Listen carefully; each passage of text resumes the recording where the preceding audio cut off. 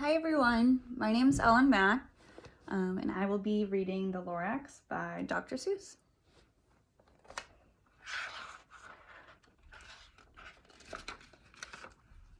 At the far end of town, where the grickle grass grows, and the wind smells slow and sour when it blows, and no birds ever sing excepting old crows, is the street of the lifted Lorax.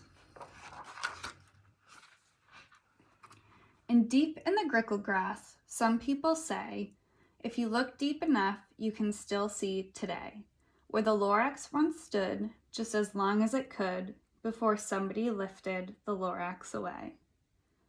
What was the Lorax, and why was it there? And why was it lifted and taken somewhere from the far end of town where the grickle grass grows? The old Onceler still lives there. Ask him, he knows. You won't see the Onceler. Don't knock at his door. He stays in his lurkum on top of his store. He lurks in his lurkum, cold under the roof, where he makes his own clothes out of muffler moof. And on special dank midnights in August, he peeks out of the shutters, and sometimes he speaks and tells how the Lorax was lifted away. He'll tell you, perhaps, if you're willing to pay.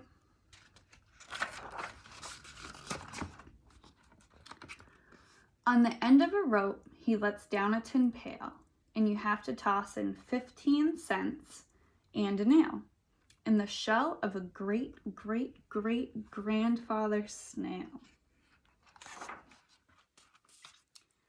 Then he pulls up the pail, makes a most careful count to see if you've paid him the proper amount.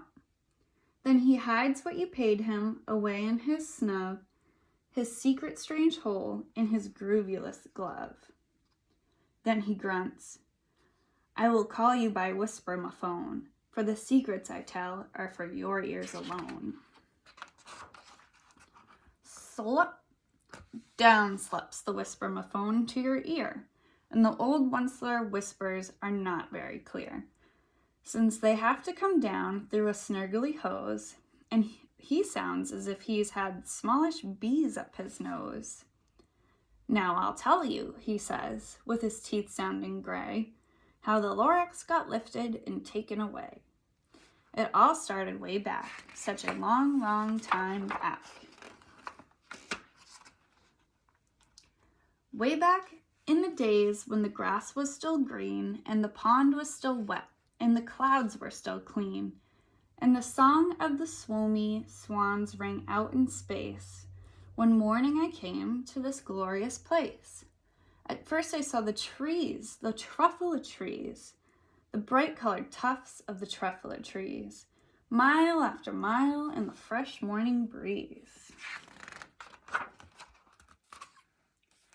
And under the trees, I saw brown barbaloots frisking about in their barbaloo suits as they played in the shade and ate truffula fruits.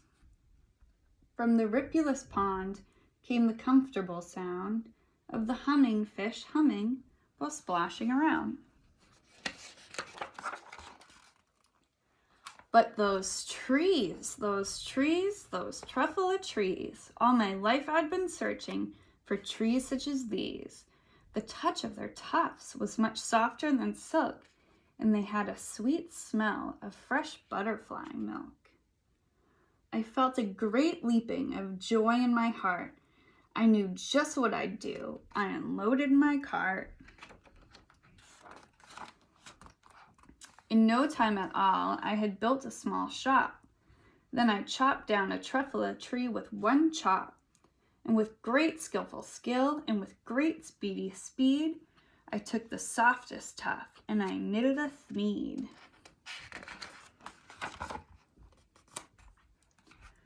The instant I'd finished, I'd heard a gazump. I looked. I saw something pop out of the stump of the tree I'd chopped down. It was sort of a man. Describe him? That's hard. I don't know if I can. He was shortish and oldish and brownish and mossy, and he spoke with a voice that was sharpish and bossy. "Mister," he said with a sawdusty sneeze, "I am the Lorax. I speak for the trees. I speak for the trees, for the trees have no tongues, and I'm asking you, sir, at the top of my lungs." He was very upset as he shouted and puffed, "What's that thing you've made out of my truffle tuft?" "Look, Lorax," I said, "there's no cause for alarm. I chopped just one tree. I am doing no harm. I am being quite useful. This thing is a sneed.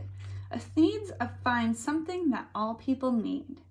It's a shirt, it's a sock, it's a glove, it's a hat, but it has other uses. Yes, far beyond that. You can use it for carpets, for pillows, for sheets, or curtains, or covers for bicycle seats." The Lorax said, "Sir, you are crazy with greed. There is no one on earth who would buy that fool Thneed." But the very next minute I proved he was wrong. For just at that minute, a chap came along, and he thought that the Thneed I had knitted was great. He happily bought it for $3.98. I laughed at the Lorax. "You poor stupid guy. You never can tell what some people will buy." "I repeat," cried the Lorax, "I speak for the trees." "I'm busy," I told him. "Shut up, if you please." I rushed across the room and in no time at all built a radio phone. I put in a quick call. I called my brothers and uncles and aunts and I said, "Listen here.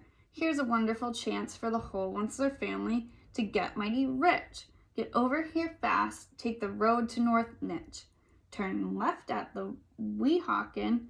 Sharp right at South Stitch."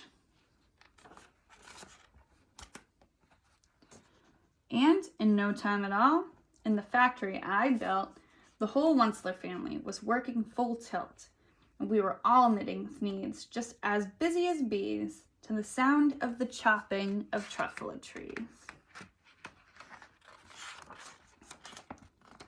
Then, oh baby, oh, how my business did grow. Now, chopping one tree at a time was too slow. So I quickly invented my super axe hacker, which whacked off 4 truffle trees at one smacker. We were making Thneeds 4 times as fast as before, and that Lorax, he didn't show up anymore. But the next week, he knocked on my new office door. He snapped, "I'm the Lorax who speaks for the trees, which you seem to be chopping as fast as you please.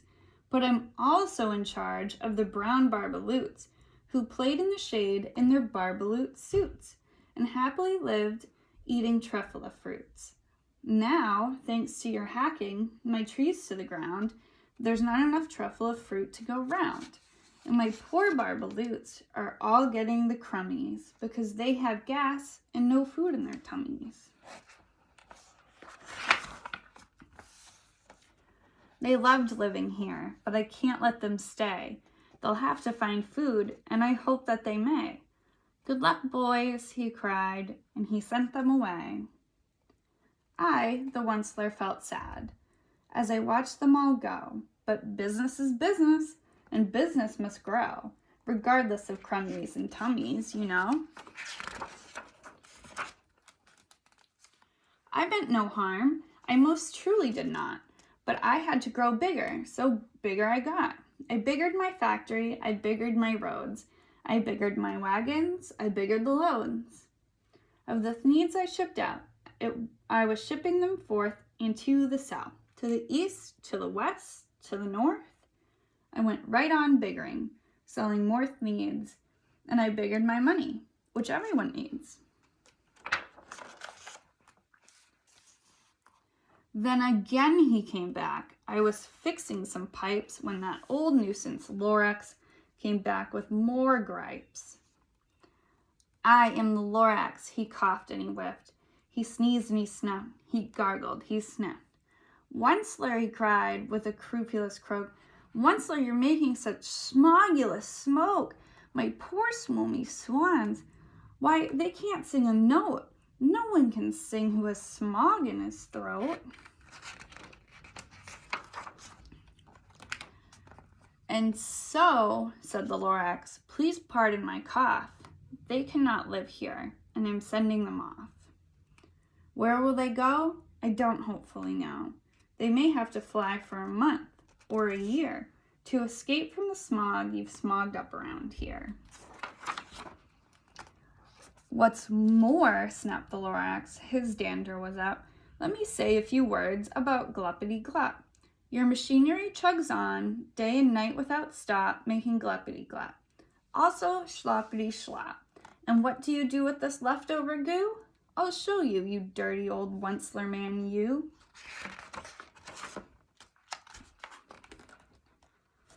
You're glumping the pond where the humming fish hummed. No more can they hum, for their gills are all gummed. So I'm sending them off. Oh, their future is dreary. They'll walk on their fins and get woefully weary in search of some water that isn't so smeary. And then I got mad. I got terribly mad. I yelled at the Lorax, now listen here, Dad. All you do is yap, yap, and say bad, bad, bad, bad. Well, I have my rights, sir, and I'm telling you. I intend to go on doing just what I do. And for your information, you Lorax, I'm figuring on biggering and biggering and biggering and biggering, turning more truffle trees into seeds, which everyone needs. And at that very moment, we heard a loud whack. From outside in the fields came a sickening smack of an axe on a tree. Then we heard the tree fall, the very last truffle tree of them all.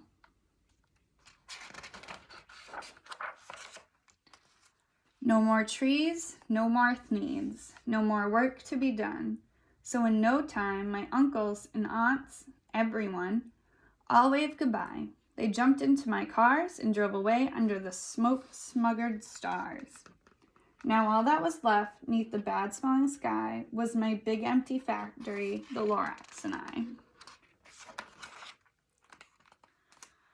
The Lorax said nothing, just gave me a glance, just gave me a very sad backwards glance, as he lifted himself by the seat of his pants.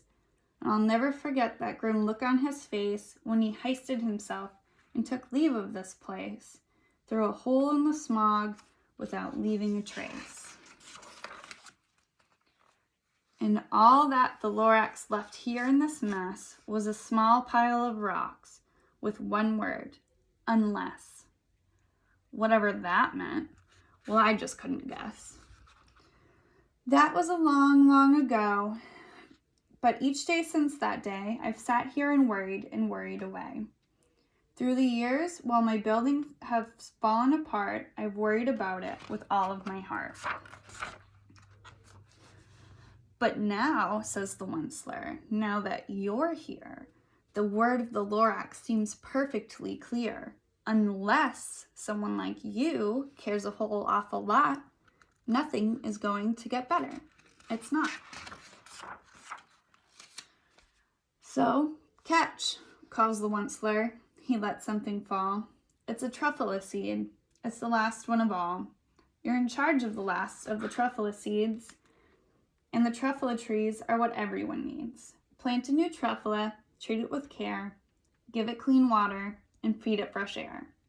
Grow a forest, protect it from axes that hack, then the Lorax and all of his friends may come back.